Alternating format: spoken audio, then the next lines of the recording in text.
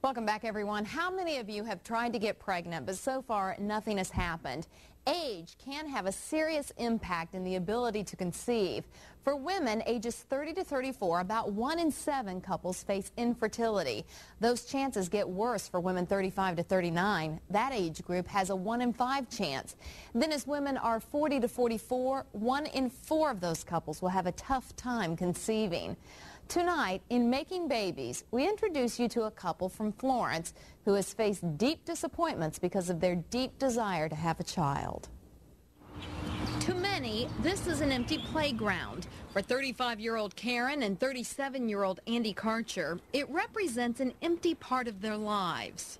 Well, of course, I wanted her to get pregnant, but it was probably worse on her than it was on me, but just had to keep trying and hope for the best.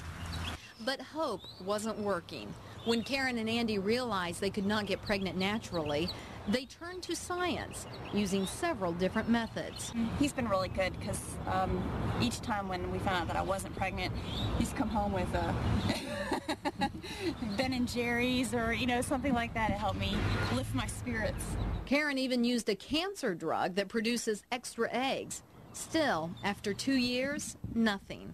Each time their attempts did not work, they held on to each other and onto a dream of one day holding their own baby. I'm ready to try it more than once, if it takes that. I think in the end I'll know that I've tried everything, so I'll feel a lot better.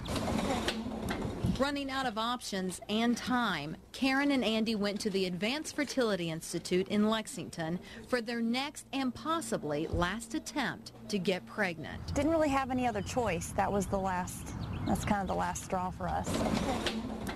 The method this time, in vitro fertilization. What I need you to do is come over here. I need you to sit on the side of the bed. Nurses put Karen to sleep. Dr. Gail Whitman-Elia inserts a medical instrument into Karen's ovaries and removes as many eggs as she can get. I think we look pretty good. We're done.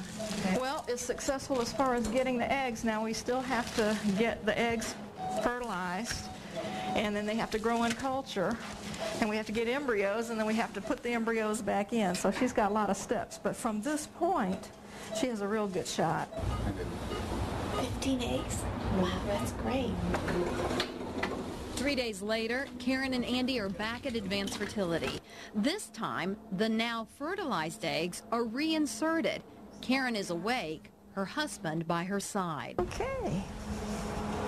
How are we doing? Good. Ready for babies today? Yes. A baby? It takes 25 minutes for Dr. Whitman-Elia to place the embryos in the right position in the uterus. That should be it right there. Okay. 1, 2, 3. Beautiful. All righty. You did good. But don't get mad at me if you have twins, okay? Karen and Andy won't get mad. They want twins. But they first want to hear a heartbeat before they get excited about hearing the pitter-patter of little feet. I'm just going to try not to get excited before then, because I've done that before with the other ways, the IUIs and everything, and it's a big emotional roller coaster. So what's the word? Karen had a pregnancy test a week after Dr. Whitman-Elia put the fertilized eggs into her, and the result is positive. How about that? Yeah, so Karen is pregnant. She and her husband now will go back to the doctor this coming Wednesday of next week. And we're going to be there and, of course, bring you an update on what they learn. And then tomorrow, tomorrow night, we're going to show you more of what's involved with the process of in vitro fertilization. Well, this is a problem that a lot of couples face. Huge amount of people out there dealing with not being able to get pregnant. And again, as you get older, the chances increase, and so many people are waiting to, one, get married at a later age, and once they are married, a lot of people, because of careers, are waiting to have their babies. So it's good to know what science is able to kind of help with.